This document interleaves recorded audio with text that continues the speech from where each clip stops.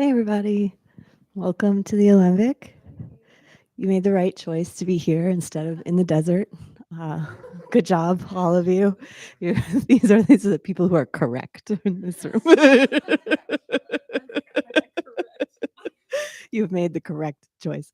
So a lot of you were here last week. So this week I'll give you a week off for telling you what an alembic is. If anyone doesn't know what an alembic is, though, after the sit, feel free to stay, all of you, not just the people who don't know what an alembic is. Everyone feel free to stay. There's tea and there's water in the lobby, so you can stay as long as you like after, talk to people about how their meditation was. And if you don't know what an alembic is, wait, raise your hand if you do know what an alembic is. Okay, so if you don't know, you can ask any of these people with their hands raised what an alembic is.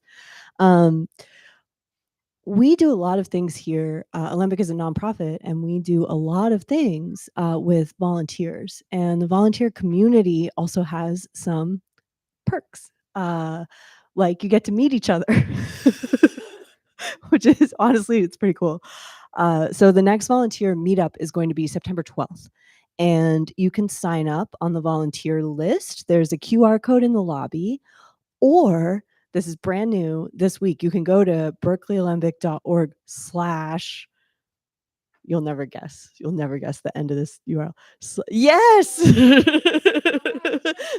/ volunteer. And there's a form there that you can fill out to get on the volunteer email list. And then you'll be kept in the loop about future upcoming volunteer meetups, how to host events. And we have a couple of really cool project things coming up that aren't event hosting. So if you're like kind of introverted and you don't want to sit in the lobby at the desk, there's like some really exciting volunteer stuff coming up that you don't have to be sitting in the lobby for. And we have a quiet week coming up this week, but there is one thing that's new that's starting tomorrow. And those of you who are here, you probably already have a practice, but you may have friends who don't have a meditation practice, or you may be looking to kind of brush up on the fundamentals or reinvigorate your practice. So we're starting tomorrow a 4-week series that's suitable for beginners or anyone who wants to kind of like refresh their basics. We'll be doing a technique called shamatha, which is calm, focused attention. So often, I won't go off on a whole tangent right now, but I will say that often when we think of focused attention, we think of like a lot of effort and, gotta focus on it. And so that's not what we're doing. We're doing like an open, relaxed, calm, focused attention. And we're going to spend 4 weeks just learning how to do that. And the idea is at the end of the 4 weeks, you or your friend who you send to the class will have a meditation practice that's tailored to your own goals. So that starts tomorrow. It runs 7 to 8 p.m. for 4 Wednesdays. I'm teaching that. So if you have questions about that, you can ask me after the sit. And without further ado, thank you all for being here. Thanks, Chandra. Looking forward to tonight.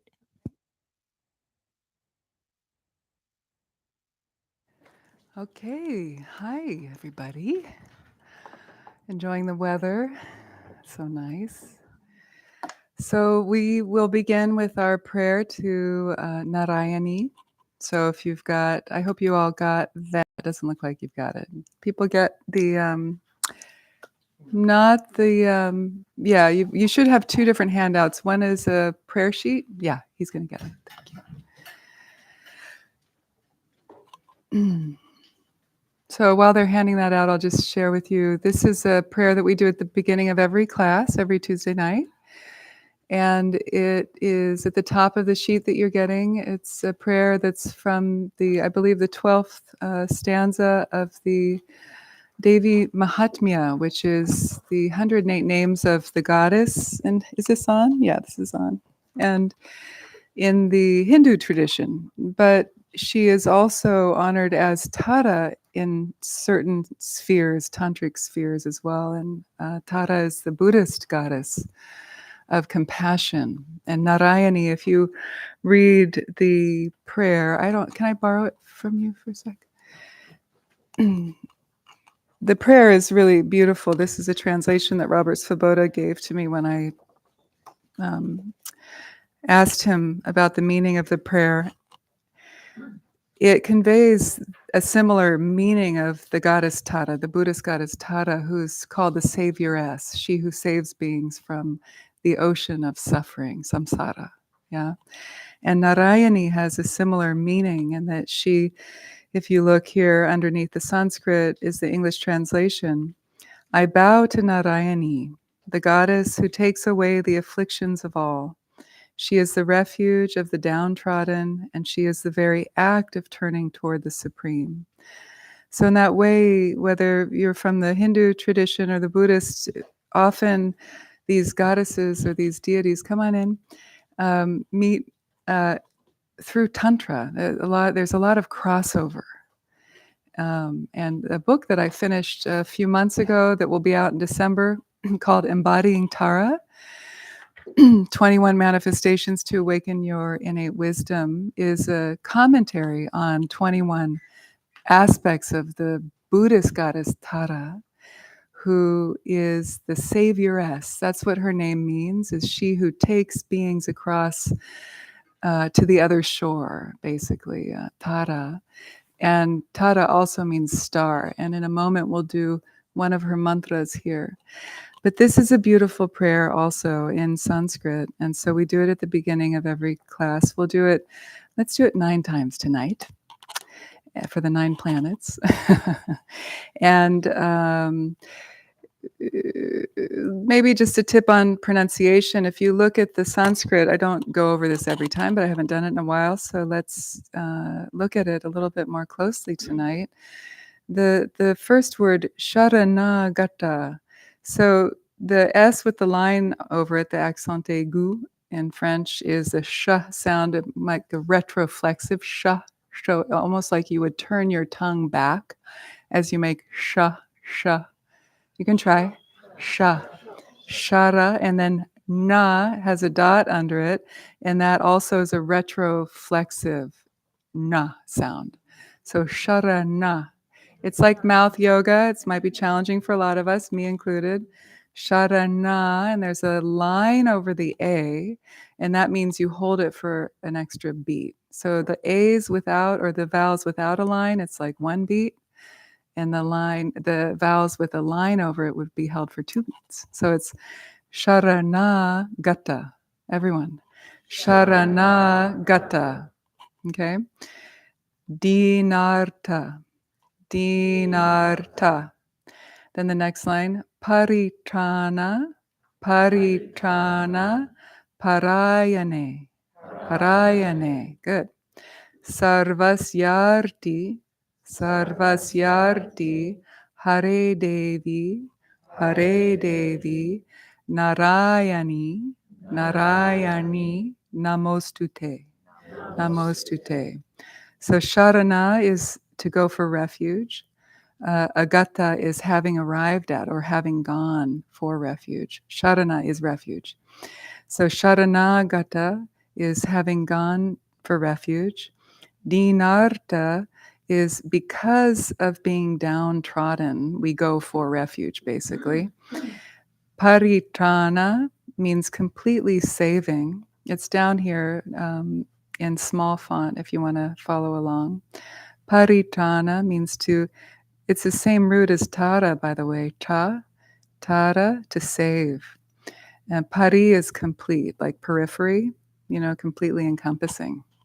So paritrāṇa is completely saving. And then parāyaṇe is turning toward the Supreme. So I turn toward the Supreme. I turn towards the goddess in order to ask for her help. Sarvasyārti hare Devi, and one full bite means the goddess who takes away the afflictions of all. Sarva is all. And I won't break down the whole thing. Devi is goddess, of course. Narayaṇi is her name. Namostute is to bow. Nama is to bow or to honor, literally to name. To name is to honor something, right? When we name something, we are helping to bring it to consciousness, bring it into being, and to honor it. So Namaha, often is at the end of some mantras. It's literally saying, like, I honor, I bow, I name. So here it's namostute, is I bow to Narayaṇi. Okay, so we'll do this 9 times, and I don't need. Does anybody need it? Anybody coming late? No. Okay, you can keep it. So let's go ahead and close our eyes. Take some breath. Settle in.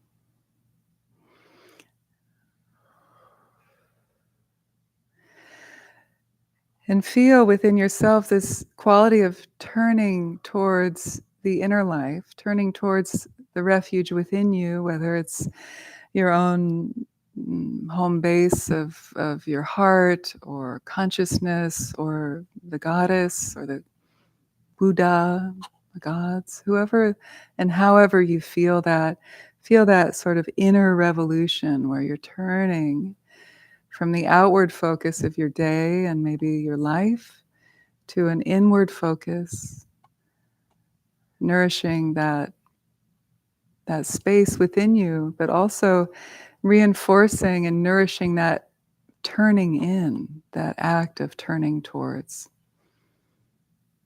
the depths within you.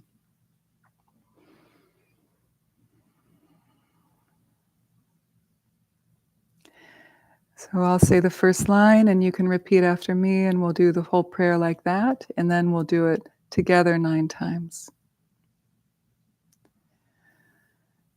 Śaraṇāgata dīnārtha, Śaraṇāgata dīnārtha, paritrāṇa parāyaṇe, paritrāṇa parāyaṇe, Sarvasyārti hare Devi, Sarvasyārti hare Devi, Narayaṇi namostute, Narayaṇi namostute. Together. Sharanagata dīnārtha, paritrāṇa parāyaṇe, Sarvasyārti hare Devi, Narayaṇi namostute. Sharanagata dīnārtha, paritrāṇa parāyaṇe, Sarvasyārti hare Devi, Narayaṇi namostute. Sharanagata dīnārtha, paritrāṇa parāyaṇe, Sarvasyārti hare Devi, Narayaṇi namostute. Sharanagata dīnārtha, paritrāṇa parāyaṇe, Sarvasyārti hare Devi, Narayaṇi namostute. Sharanagata dīnārtha, paritrāṇa parāyaṇe, Sarvasyārti hare Devi, Narayaṇi namostute. Sharanagata dīnārtha, paritrāṇa parāyaṇe, Sarvasyārti hare Devi, Narayaṇi namostute. Sharanagata dīnārtha, paritrāṇa parāyaṇe, Sarvasyārti hare Devi, Narayaṇi namostute.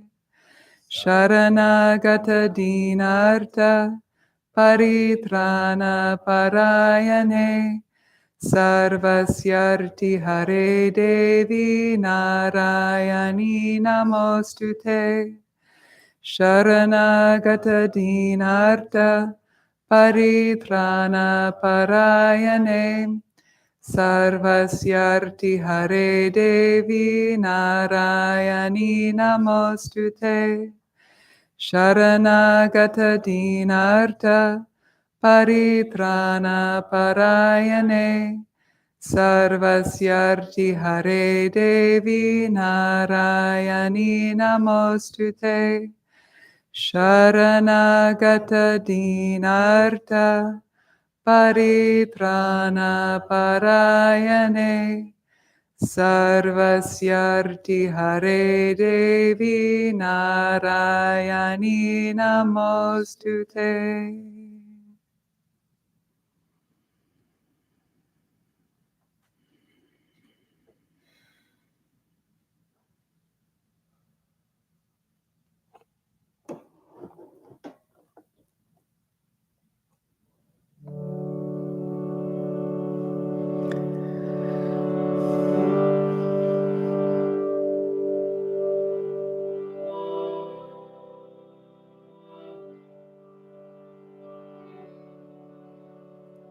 Now we'll do a prayer to Ganesha. I'm not sure.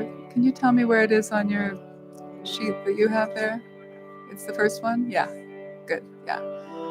So it's the one right below the prayer that we did just now. Ganesh helps to remove obstacles for our health.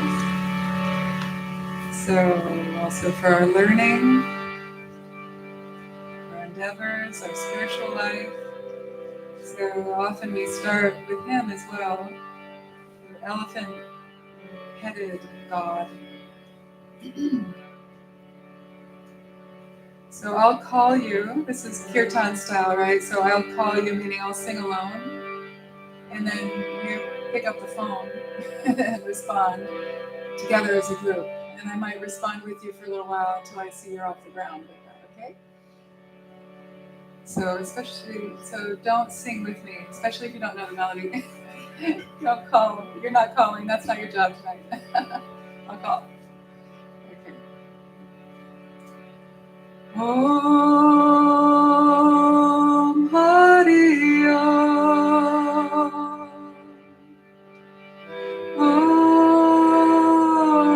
Om Hari Om. Now your turn.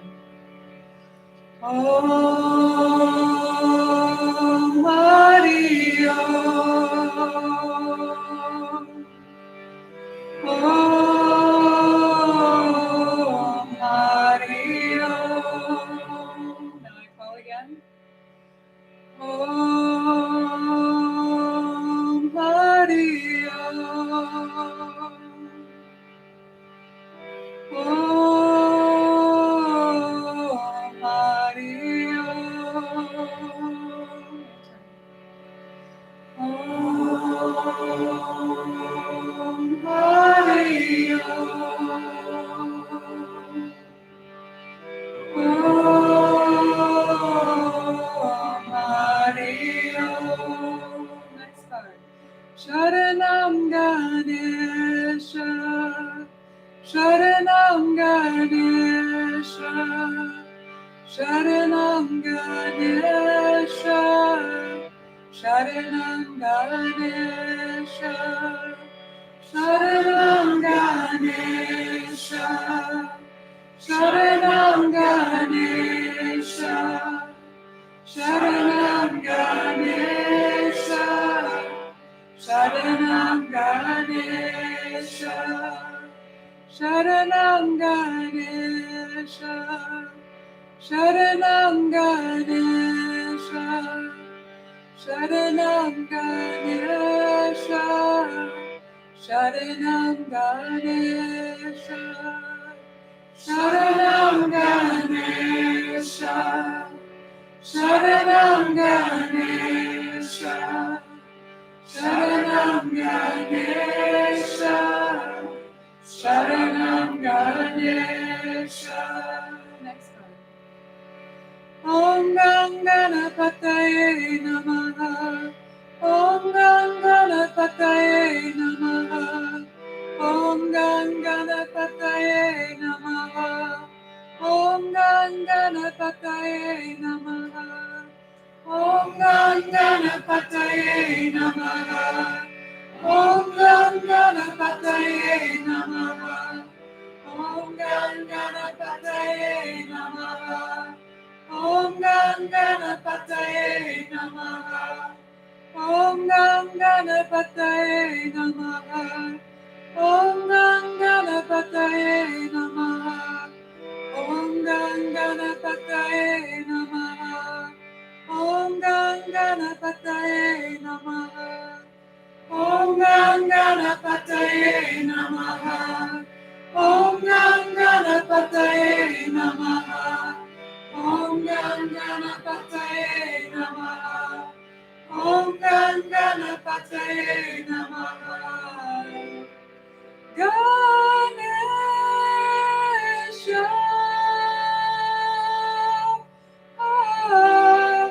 Ganesha, your turn. Ganesha,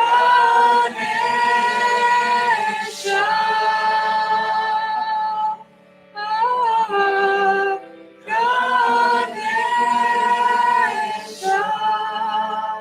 Good. Now we can all sing together, starting at part 1.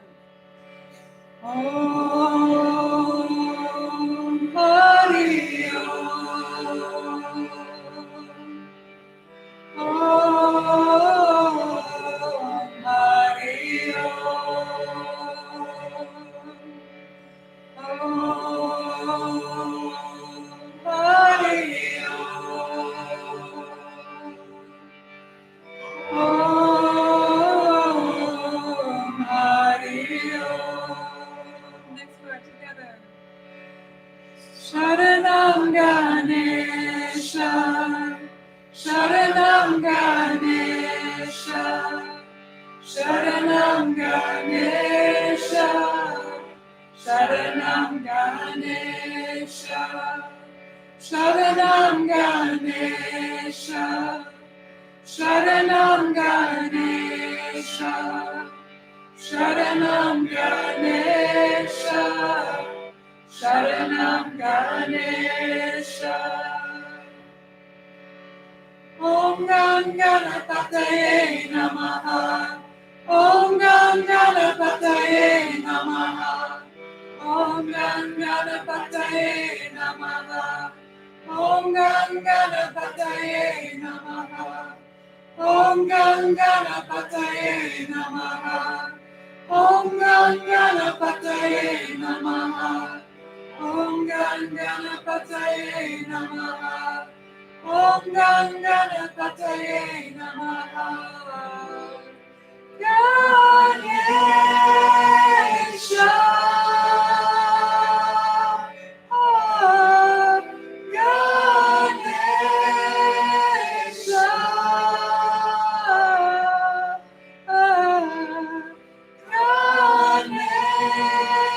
Ganesha.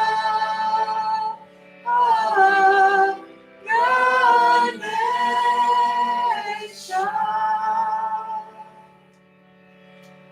Om Hari Om. Om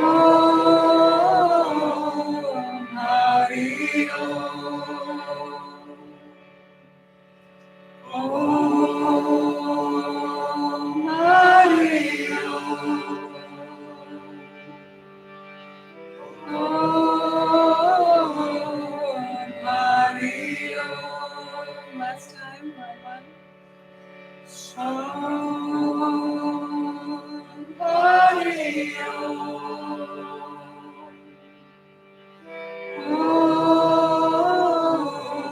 Om Hari Om.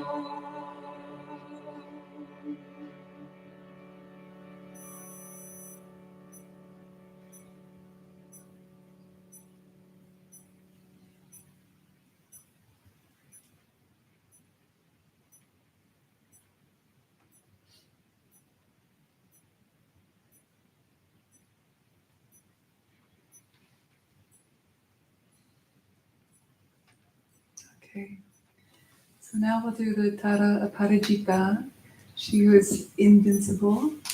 She is a fierce Tare, and her mantra is basically her 10-syllable root mantra with some extra nutrition packed in before the Svaha. So essentially this mantra means, Om, O Tare, please come swiftly, O Tare. Please incinerate all obstacles, in square brackets. Hom, part, Svaha. Hong is a seed syllable that means the enlightened mind, but it can also have kind of a fierce, wrathful quality to it, like Hong. And then Phat is also a fierce, or you could say, a powerful seed syllable that cuts through delusion. The sound itself is like an onomatopoeia that has its origins in the charnel ground tantric practices of old.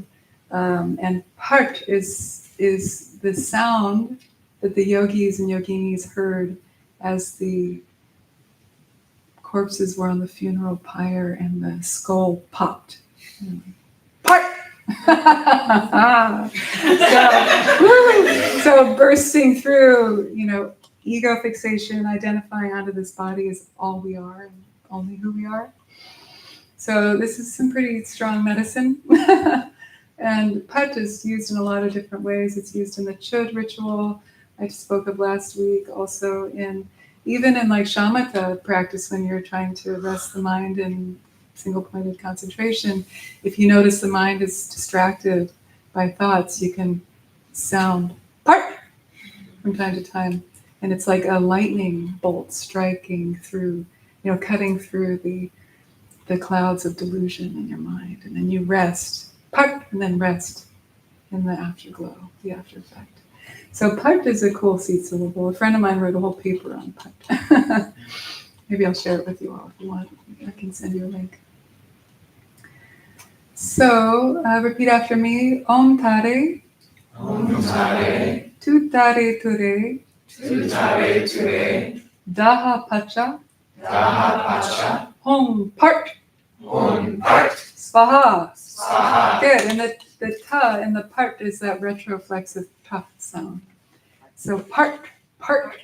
It's not fat. It's not like, oh, it's so fat. It's an aspirated P. Can you guys see it? It's kind of faded a little bit from last week. You guys can see it all right? All right, cool. So we don't always chant this much, but tonight, a friend of mine, I'm having some health challenges, and my friend read me a quote from one of her teacher's teacher. It said basically when you're downtrodden, when you're groveling, when you're foundering in the ocean of samsara, one of the best things to do is to sing. So I've been singing a lot. I've been wanting to bring it back into the class because I said to Kevin as we were heading out, I said, I think we need to sing to Ganesh, I think I need to sing to Ganesh. I'll let you guys know, some of you were here last week. I've got some back issues, and I'm using something called a TENS unit. You might hear it beeping because it goes off after 30 minutes, and then I've got to restart it. It's like a little electrode that's helping to release endorphins, and it's natural, and you can use it all you need. If you're curious, look it up online, TENS, TENS. It's really cool. You can put it on a hurt shoulder or neck, hamstring tear, knees, low backs. So I'm trying to turn it back on. It's like these little things, like these little electrodes you stick on your body, like little sticky. So meditate while I turn it on with my app.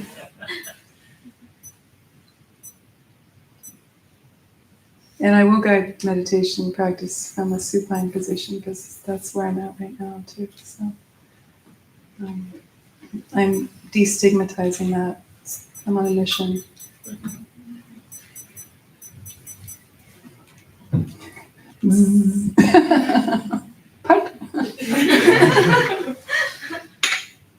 It's like 1,000 tiny putts. It's like little elves massaging your subcutaneous layer of skin. Okay, so how does this one go? Oh yeah, this one has 3 parts. We'll just do this for a little while, and then we'll practice meditation. We'll stand up and move a little bit before I have you meditate.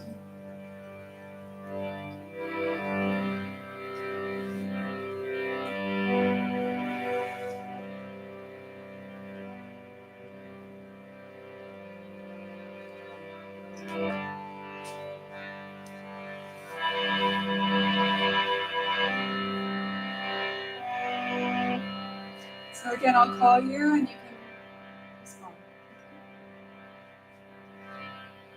Om Tare Tuttare Ture Daha Pacha Om Phat Svaha Om Tare Tuttare Ture Daha Pacha Om Phat Svaha Om Tare Tuttare Ture Daha Pacha Om Phat Svaha Om Tare Tuttare Ture Daha Pacha Om Phat Svaha Om Tare Tuttare Ture Daha Pacha Om Phat Svaha Om Tare Tuttare Ture Daha Pacha Om Phat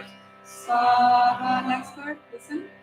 Om Tare Tuttare Ture Daha Pacha Om Phat Svaha Om Tare Tuttare Ture Daha Pacha Om Phat Svaha. Listen.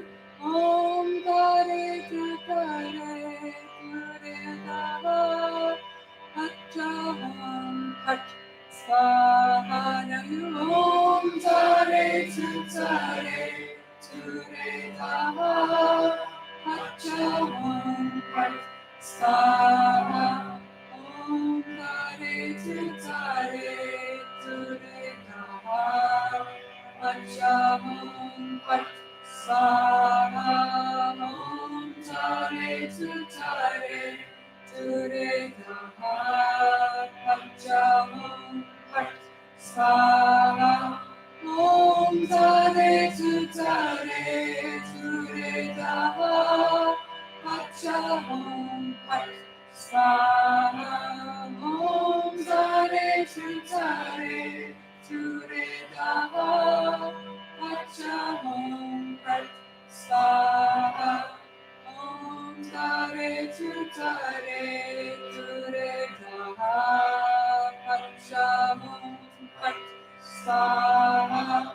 Om Tare Tuttare Ture Daha Pacha Om Phat Svaha. Om Tare Tuttare Ture Daha Pacha Om Phat Svaha. Om Tare Tuttare Ture Daha Pacha Om Phat Svaha. Now listen. Om Tare Tuttare Ture Daha Pacha Om Phat Svaha.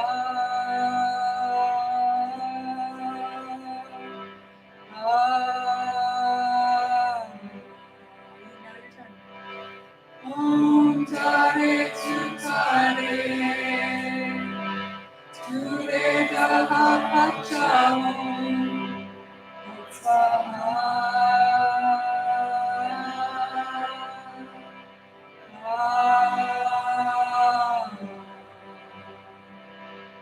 Om Tare Tuttare together. Ture Daha Pacha Om Phat Svaha.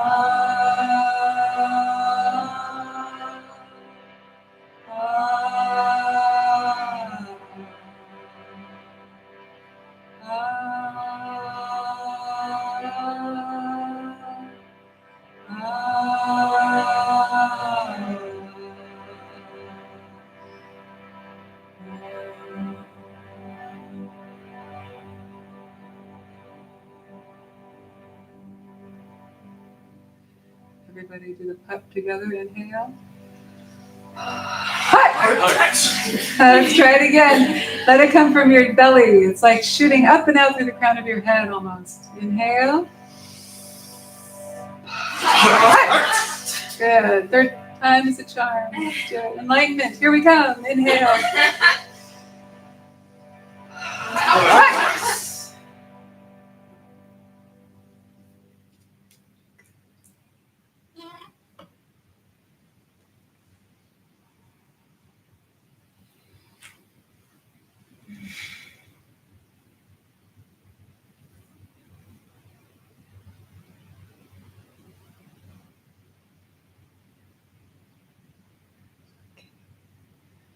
Well, if you didn't get enlightened and you're still here and want to do some yoga, stand up.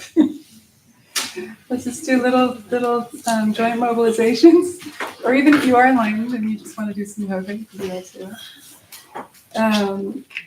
We do these as a way to get the prana moving, energy flowing in the body, so that when we do our longer sit, we are more comfortable.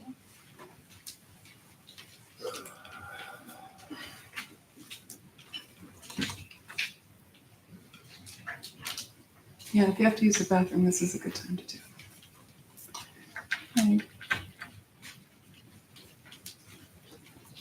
Okay, so stamba, standing. It's a variation of mountain pose, Tadasana, but the heels are gently touching and the toes are turned out. Feet even on both feet. Take your right hand, place it against the navel, left hand on top of the right. And relax the shoulders, particularly paying attention to the elbows going heavy, helping the shoulders to relax away from the ears. And let the eyes gaze at a comfortable angle towards the floor. Like in meditation, the eyes are soft. The tailbone draws down towards the heels. And the spine grows up and out from the tail, all the way up through the spine, energy lifting up through the crown of the head. And breathing, feel the breath beneath the palms of your hands. And feel the soles of the feet relaxing against the support of the floor. And feel a global awareness from the crown to the soles of the feet.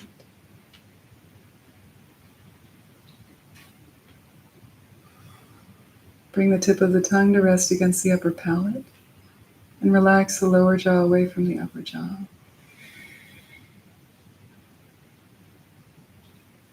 And then now let's release the hands. Heels go wide, feet parallel, hip width distance apart. You can be on your cushion or in front on the wood floor if you like. So I'll show you from the side that you'll face forward still. Okay, so you're going to step your right foot back, weight on top of the toes, so it's a little bit behind the front foot, and start to rotate the ankle outward. And let that rotation spiral up through the leg, up, rotating the head of the femur in the ball and the socket of the hip. And then the spiral even goes up through the spine, up through the crown of the head a little bit. So you're real loose, you're not stiff. The body is loose and responding. Now reverse. So we're working the toes, the ankle, but you're also working the knee and the hip. Breathing and keep your drishti, your focus at an angle towards the floor. And then other side. Left foot slightly behind and circling outward. 1, 2, 4. 1 aid for balance is to feel the navel draw back towards the spine. Lift up through the crown of the head. And let's reverse. 1, 2, 3, 4, 6, 7, 8, 9, 10. Good. Okay, stand now even, both feet. Hip width distance apart. Now we work from the head down towards the base. So we're going to do head bowls. So exhale, bring the chin down to the chest. Move the chin to the right, up and around, and over to the left. We'll do 5 reps, moving within your range of motion, keeping the breath in the belly. Even see if you can feel the breath moving down, the awareness drawing down into the feet, making contact with the floor. So even though you're moving the upper extremity, your awareness is down in the base. This global field of awareness, preparing you for meditation. And then reverse. Relax the shoulders, relax the jaw.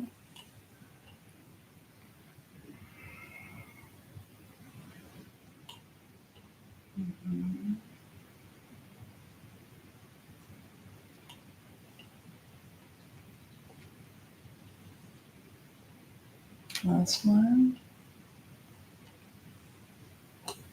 Coming around to center. Inhale the face to neutral. Find your drishti again. Now the shoulders come forward, up, down, and back. We'll do 10 reps. 1, 2, 3. If you're new and you haven't done this before, you can watch me if you need to. Otherwise, really stay within your own kind of orbit, your own sphere. Don't let the eyes drift around the room too much. Really stay focused. This is preparation for your meditation practice. Every breath, every moment, every movement. Because when you sit, I'm going to ask you to not move.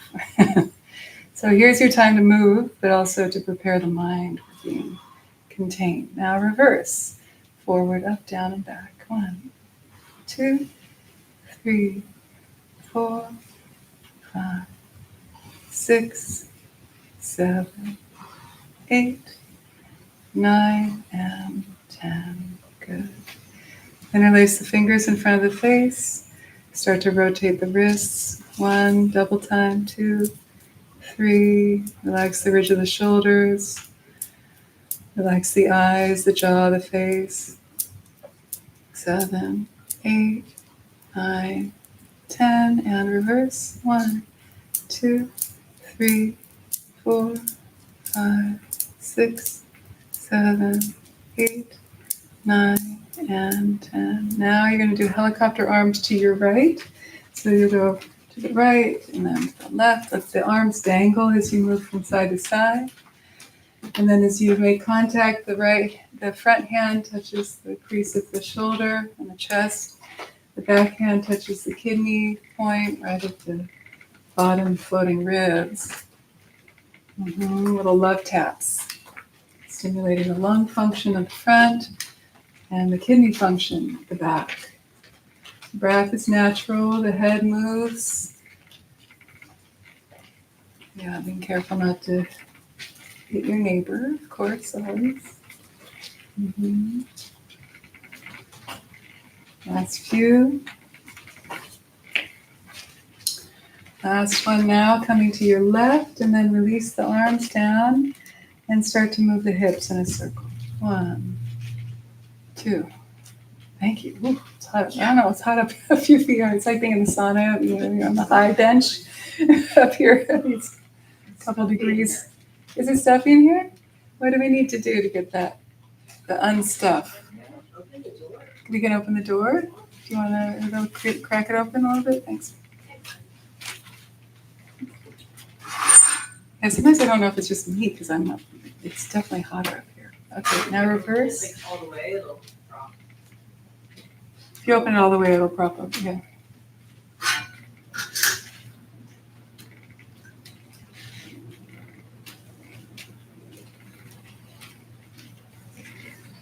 Maybe we'll close it when we sit, right? Yeah.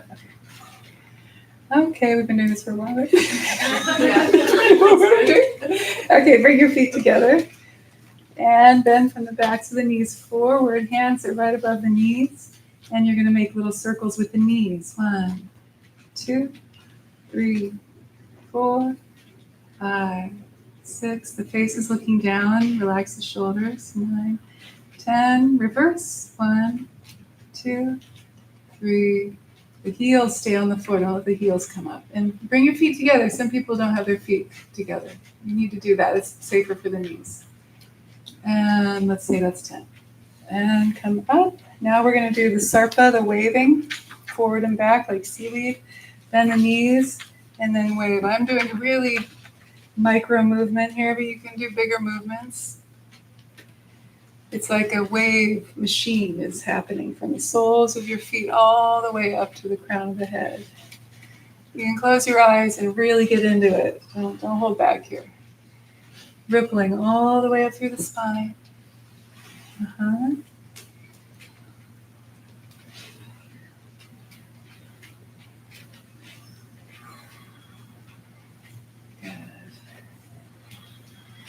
And last one.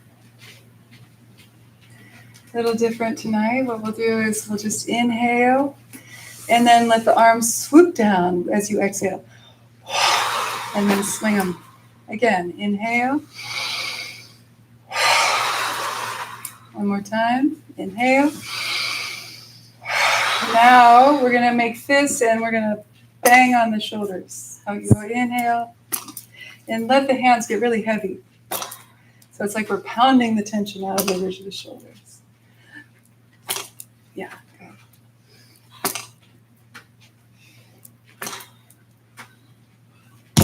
One more. Oh. That didn't hurt, don't worry. And last one. And okay, now you're going to just shake it out. You're going to inhale and then you're going to go. Yeah, like bow like a sheep. 2 more. I mean, let's do 3. Inhale. 2 more. Yeah. Again, inhale. Shake it out. Let the whole chest shake. Good. Okay, so now let's find our way down to our seat or our supine. Make your meditation happy place. So it might be different for all of us. And let's go ahead and close the thank you. So I am going to do the reclining Buddha posture. If you want to try it, you can too. Or you can sit upright in a comfortable cross-legged position or on a chair.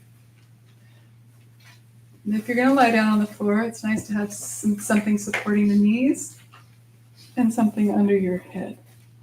Okay? All right. So once you're comfortable, go ahead and close your eyes.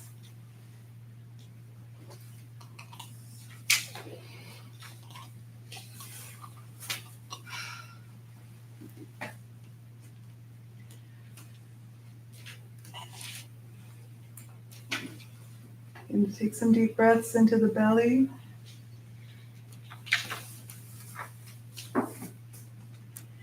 Releasing any extraneous tension with the out breath.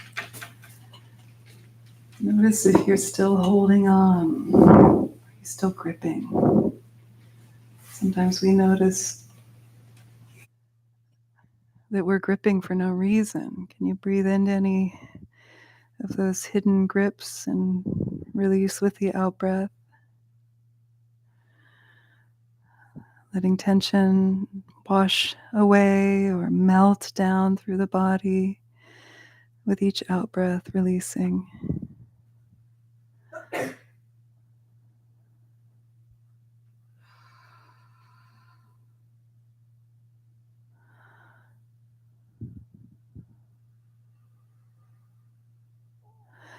then let the breath gently find its natural rhythm without any control, without effort.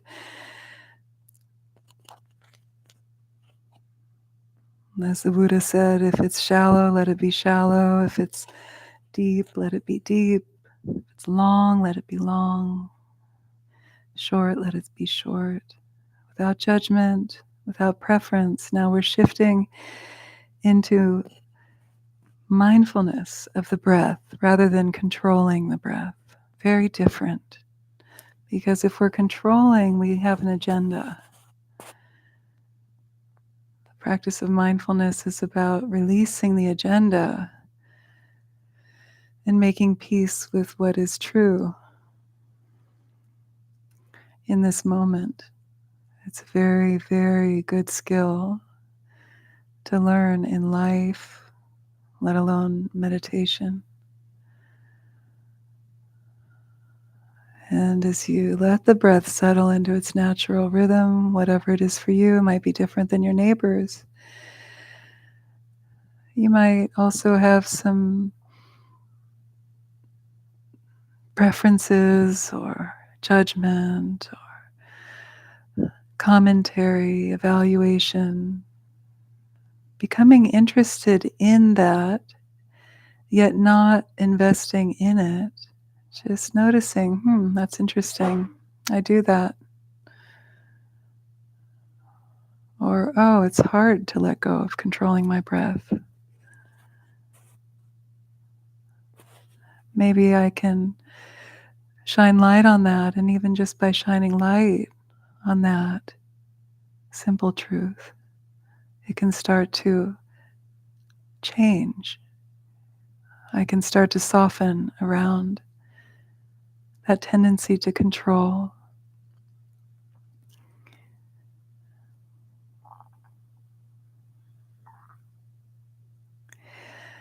It's a feeling of letting yourself be. Can you let yourself be? So that you become a human being. Can you let the breath be?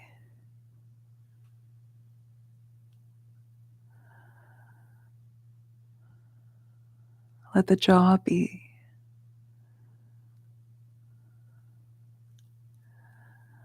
Let the belly be.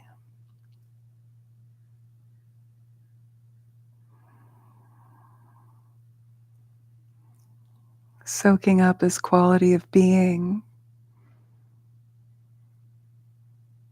in the moment.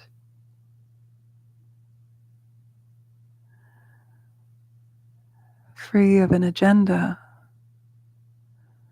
free of a goal.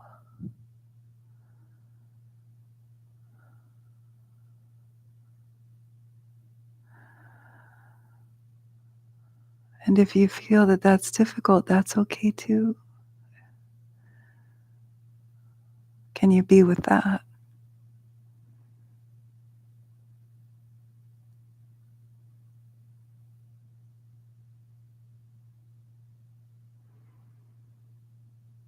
Can you just be with the fatigue or the boredom or the distraction even?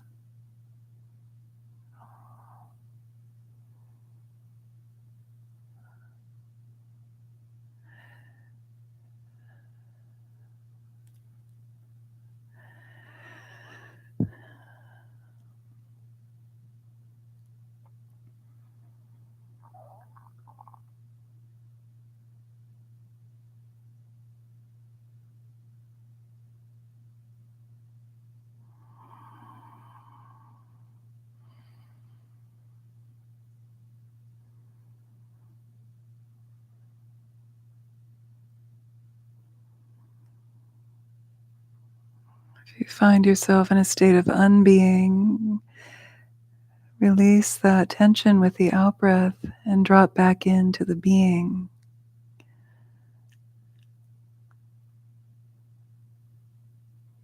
Just a simple, simple letting go. And as you land again in that quality of being, it's like water landing on the earth. It spreads. It broadens. Your awareness broadens, becomes more expansive and spacious. And within that space, there's no problem. Distraction isn't a problem. Fatigue isn't a problem.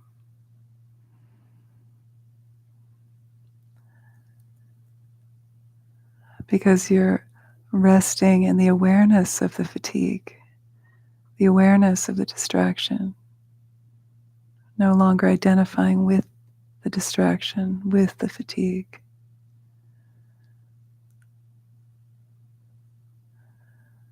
Let that spaciousness open up more and more with each breath,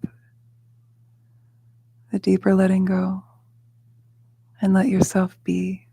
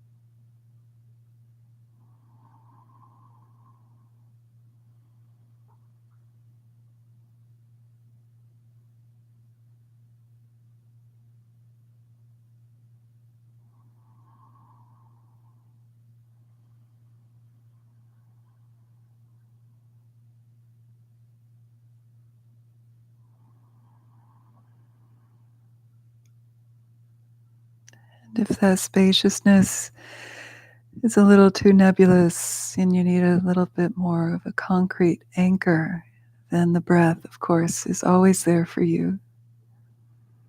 Feeling that whole tactile sensation field of the breath as it flows in and out, the coolness of the air, the filling of the lungs, the diaphragm, the belly, whatever comes into that arena for you, just let the mind land on it. The feeling of the breath as it flows in and out naturally, like a sleeping baby, uncontrolled. You're not trying to lengthen or deepen anything.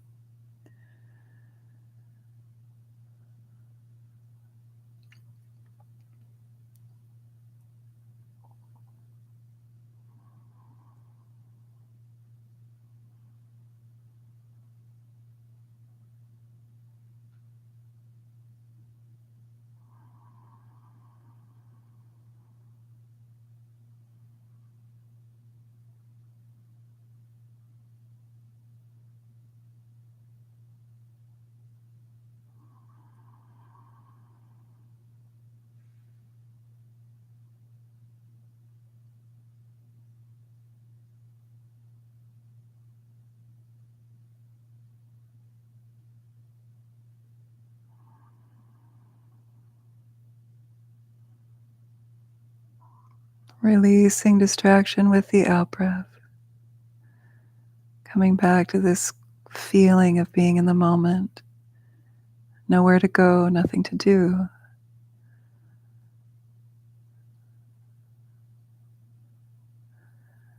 The eye project is complete. Put it down. And give yourself this gift. Such a beautiful gift. Don't miss it.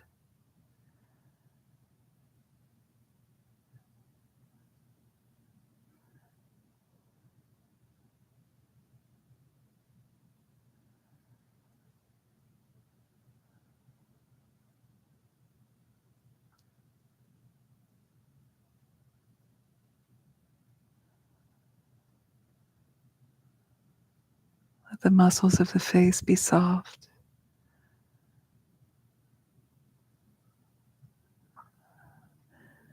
The base of the skull relaxed. Notice, are you gripping the jaw, gripping the base of the skull? Let that unravel. Release it all into presence now. Even that existential terror.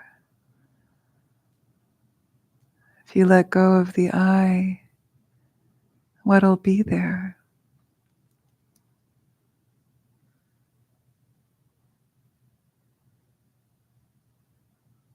Maybe there's no identity, but there is an awareness, there is a cognizance. And in that letting go into the abyss, you might find that the abyss is bliss. But there has to be the death. You have to be willing to die. The ego death.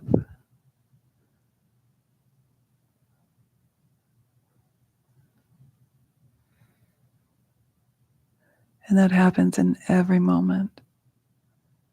The letting go of the identity, the gripping, the grasping, the clinging. Soften. It's an undoing, not a doing.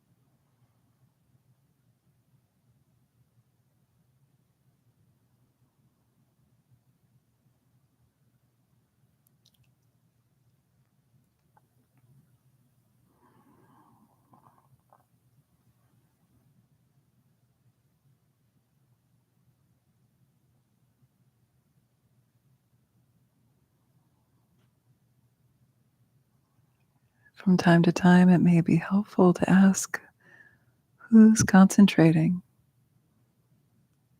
Who's releasing?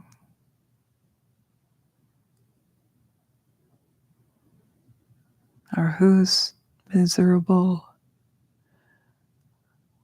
Who's blissed out? And then observe and rest in that awareness that is present as you probe, like the lightning in the darkness. Look and then release and rest.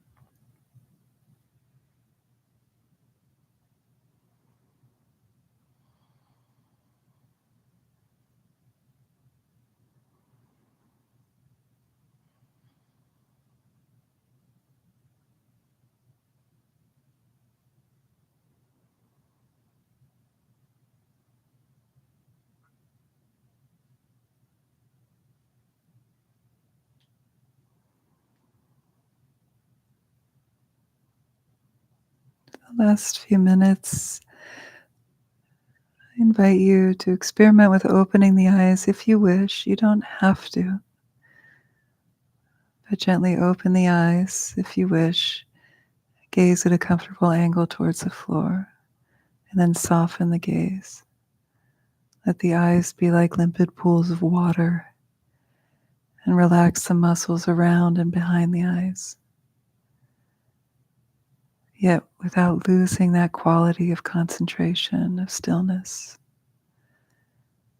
of the mind, dissolving the illusion that meditation only happens when the eyes are closed, dissolving the illusion that you only exist within the walls of your skin, the brain. Soften, expand into spacious awareness even more.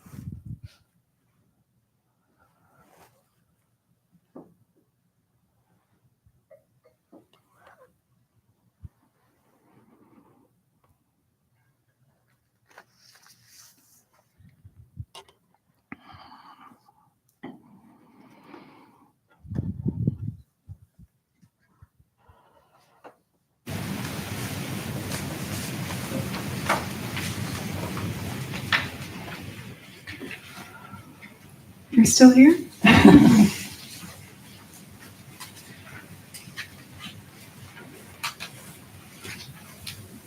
There's so much, there's so much, and there's nothing all at the same time. But this slogan that we're landing on tonight is really meaty, juicy, deep. In some ways, it contains most of Dharma within it. So I'm feeling that we will crack it open tonight, and then we might take another class or two with it. Because it's my class and I can do whatever I want. But some of these are really kind of quick and easy, and we get it. It's kind of like last week, although we could have spent longer even on that. Last week was be grateful to everyone. It was kind of fun to think about what that meant from a Dharma perspective. But others are, you could spend a whole lifetime contemplating them. These are the mind training slogans that we're kind of step by step moving through in this class. We're on the 14th slogan, and that's your second handout. And I thought I would just sort of ease out of the meditation with some kind of opening this discussion, and then I would love to hear from you about this, but also in light of the meditation. So I'm trying to be seamless here with this. Because in a way, we were doing something like this, although some of the terminology you might not recognize. I'll have to unpack it for you eventually. So the 14th slogan, who wants to read this slogan out loud tonight? Yes. Seeing confusion as the four kayas is unsurpassable shunyata protection. Good. Thank you. So I want to just start with the first two words. Sorry. Seeing confusion.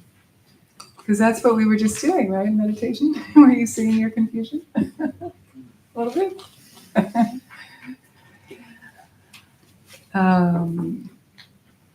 Confusion, seeing confusion. Well, confusion is a translation for a Tibetan word that is trulwa.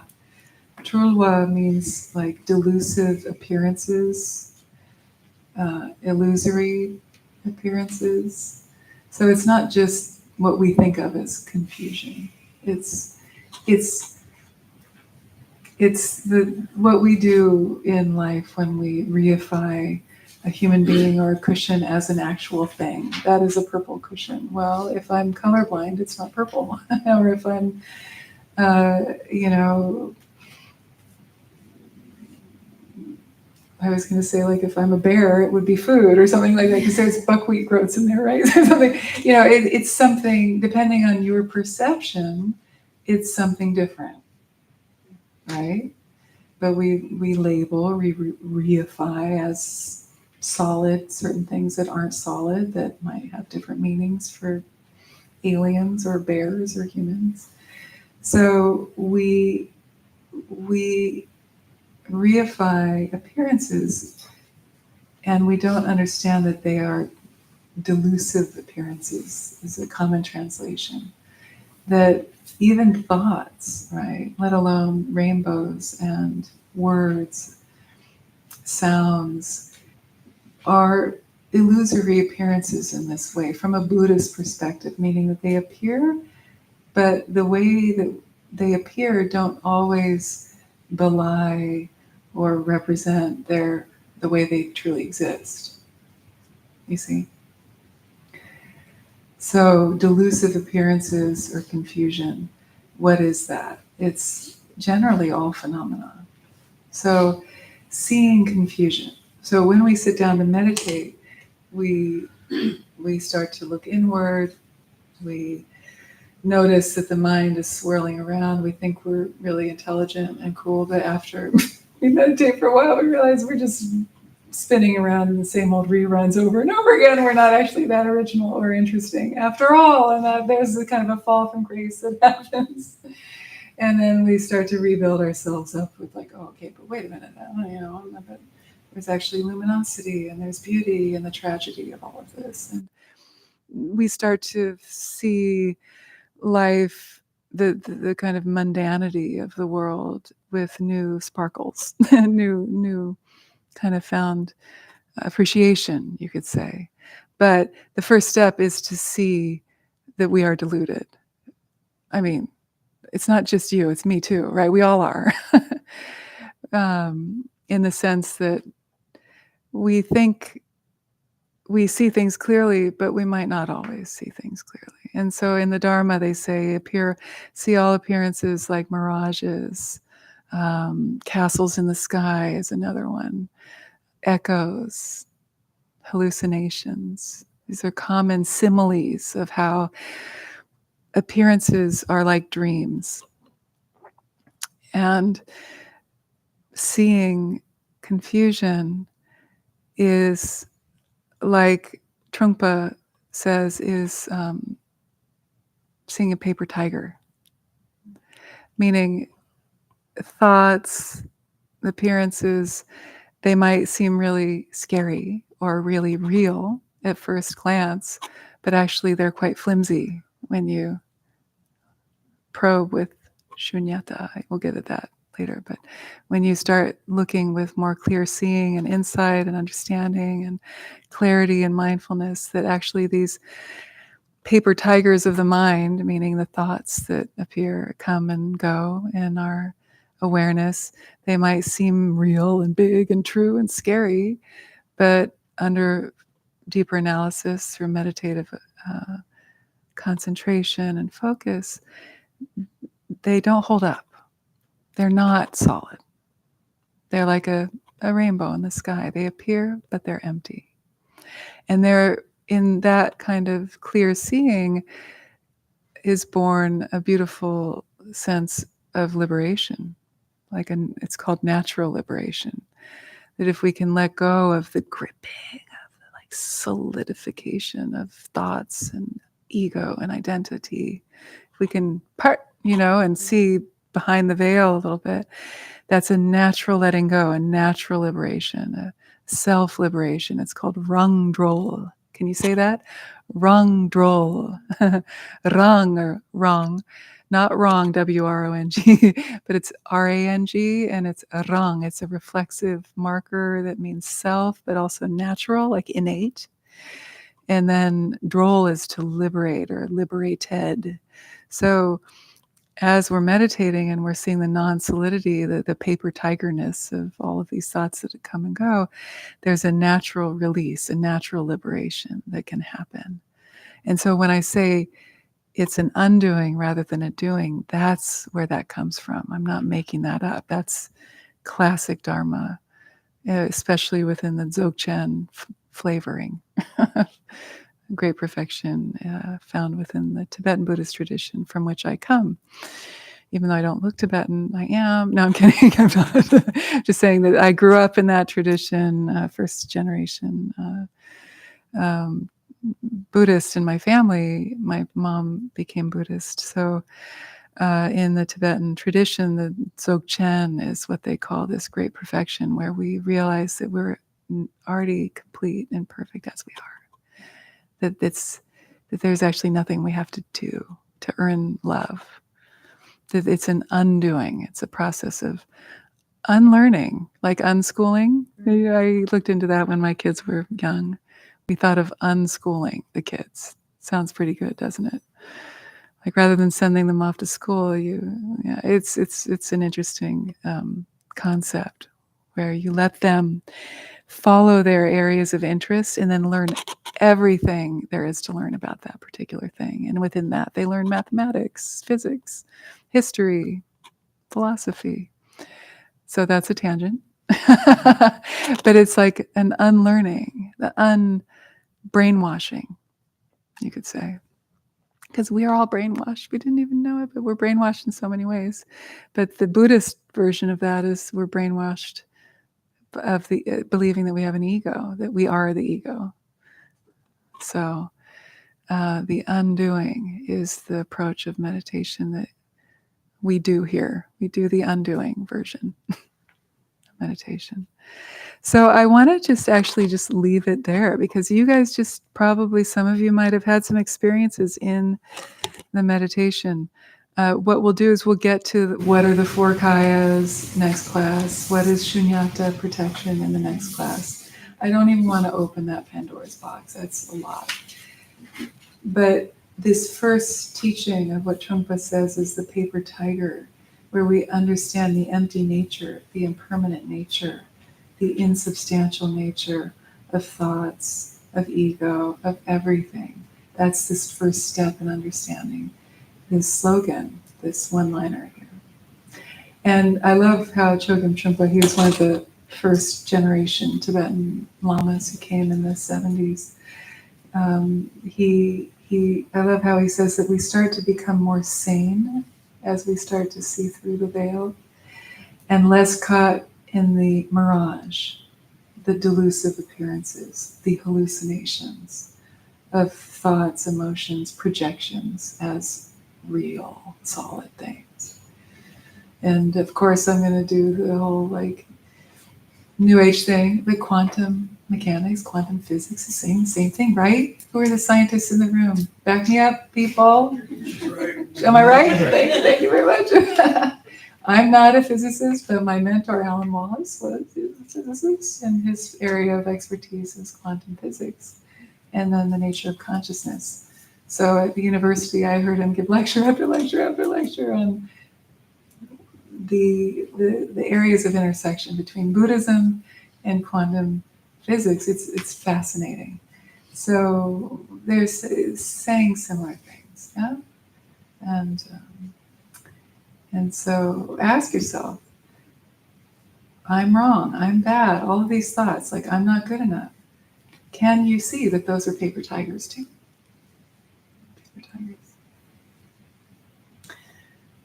All right, I want to volley it out to you all here in these last six minutes together. How does that land with you in practice, like in the sit that you just experienced? Were you able to have some semblance of this experience for yourself? Or do you have other questions?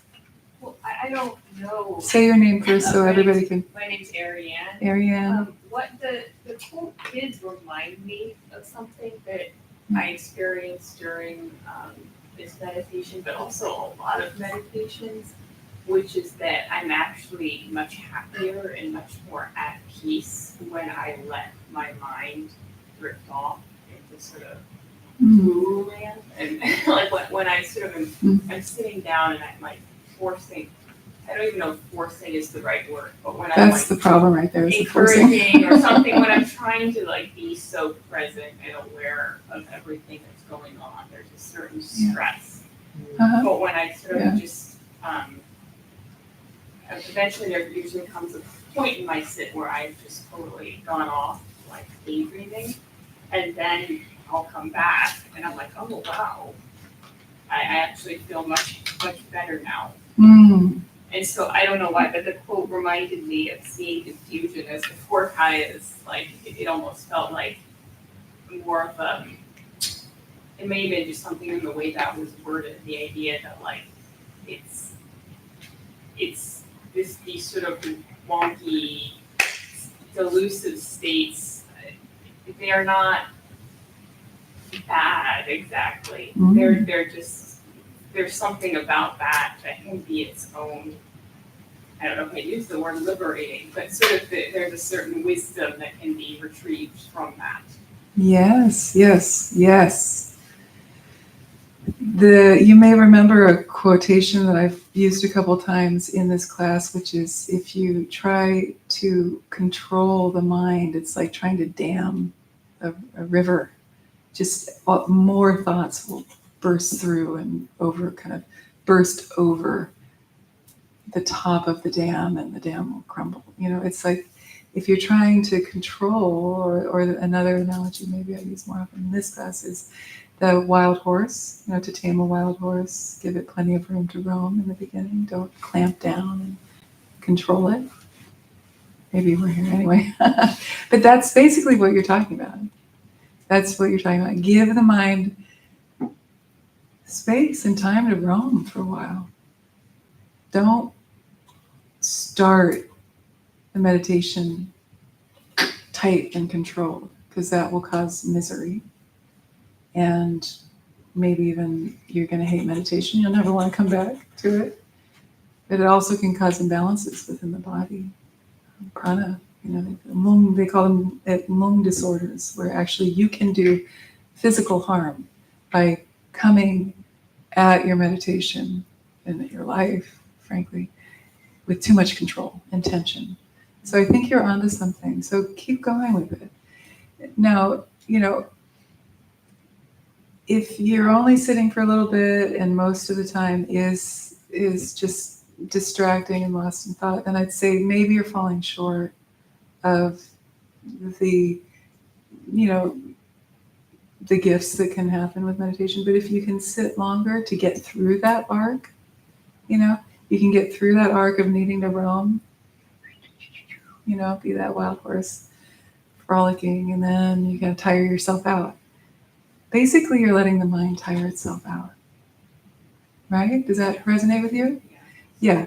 I mean, especially like for me, I've experienced that too in longer retreat, where what I find is coming off of a busy life, going into a meditation retreat, maybe some of you understand this too, have done longer retreat. You kind of just need to give yourself at least a few days to just flail. Like you're not going to sit down and start getting it right from square one. You need the mind, you need to give yourself time to off gas. Like plenty of room to roam. And then over time, like that wild horse, it can be put to work. But if you prematurely force it, then you're going to have all sorts of imbalances. So I want to just acknowledge that I think you're onto something there. Yeah. And that's why I try to start you off on the right foot, so to speak, in meditation by saying, let's just be. Like, what is it like just to be here right now? Rather than like shamatha, full, single pointed attention on the breath. Don't do anything else. Like, that's nice, but you might not be ready to do that. We're not living in a retreat setting. We're not living in the forest or up on a mountaintop. We're in a busy world, especially in the Bay Area, right? Big cities, big urban areas, it's stressful. So you need that. Yeah. Yeah, these types of questions where you're speaking right out of experience are really helpful for everybody. So thank you, Ariane. Yeah. Yes. Hi, I'm Jordan. Hi, Jordan. I found a really interesting phenomenon or thing that's been coming up in my meditations that I'd like to share with you some feedback. Mm-hmm. That I've been having these bursts of energy that are like giddiness. That when I'm not in a group setting, sometimes I'll just laugh, or I just kind of I feel like I'm breaking meditation, or I kind of have to stop, which is, it's really enjoyable. Mm-hmm. It's really enjoyable, but there's a certain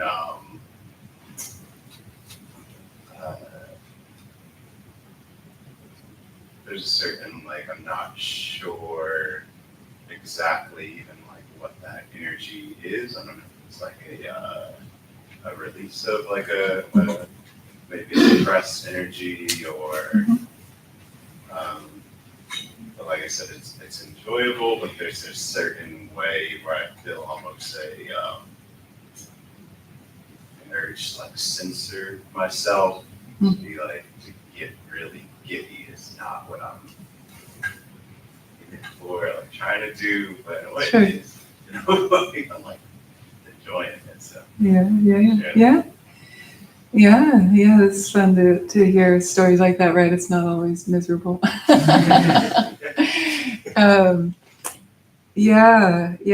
What you're saying reminds me of the nyam. Have we talked about this? The nyam, the Tibetan word for meditative experiences. What you're describing is a nyam. You're having nyam. Yum, yum. Yum, yum, yum. And these types of experiences happen as your mind is starting to settle in its natural state, and the prana is starting to rebalance itself, and the body's settling. All sorts of things can happen, like the giggles, like a giddy feeling, joy, bliss, laughter, yawning, crying, tears, strange sensations, like you're really big or really small, or you're all on one side of your body or on the other, you're floating, or shaking, yeah, waving, kriyas. And in the yoga language, they call this kriyas, as the body's purifying, it can have certain movement and experiences can happen. And so on the one hand, it's a sign, that things are happening in a way that can be labeled good. But again, as in the Dharma, we're trying not to label too much. And the teaching is to observe it, not to push it away, but also not to attach onto it and grasp at it. So neither push nor pull. See if you can walk that middle path between attachment and aversion towards even all those things that come up that seem good or bad. And view it, watch it, observe it, but stay in the instruction, stay with the instruction. So the next time it happens, just stay, oh yeah, what was I doing? Was I paying attention to the breath? Was I doing mantra? Was I resting in Rigpa? What was I doing? Just come back to that and let that happen without clamping down on it, but also don't fuel it. Don't fuel it. Don't grasp at it. Don't label it, judge it. See as much as you can. Jack Kornfield, I'll end with a story. He has a really nice story. I'll never forget this, where Jack Kornfield, the Vipassana teacher, founder of Spirit Rock, he was a monk in Thailand for many years, and he was doing a lot of deep retreat, a lot of deep meditation. And at one point in a retreat in Thailand, he started to have a nyam happen, which was his arms started, like he was in a hall with a bunch of monks, maybe hundreds of them. The abbot was up at the front of the room, and during the meditation, since he was embarrassed because his arms would like spontaneously like wave up like this, and he said that the more he tried to stop it, the worse it would get. So he asked for an interview, and he got one. He went into his teacher's quarters and told him what was happening. And his teacher said, just view it. Don't try to stop it, because you'll only make it worse by trying to stop it. But also don't grasp onto it. Don't reify it. Just view it. So see if you can do that with the giddiness. They say that bliss is the biggest obstacle to meditation. We talked about this, I think, last week, which seems funny, like, really? Because we get addicted to it. We want it. We want it more. So giddy is sort of on the spectrum, probably, of bliss, right? It's fun. It's good. It's not bad. But just, you can kind of be like, yeah, it's a science. It's happening. It's great. But then, put that in the recycling and just view it. Because it'll start to change too. It'll give way to something else. And get curious about what that is. Yeah, thanks, Jordan. Okay, everybody, let's just take a moment to close. Dedicate all those nyam, all those experiences, and particularly the positive energy we've cultivated as a Sangha tonight for the benefit of not just ourselves, but also those around us, near and far, friend and foe. When we offer up this positive karma, so to speak, and in that way, in that offering, it becomes limitless for the benefit of all.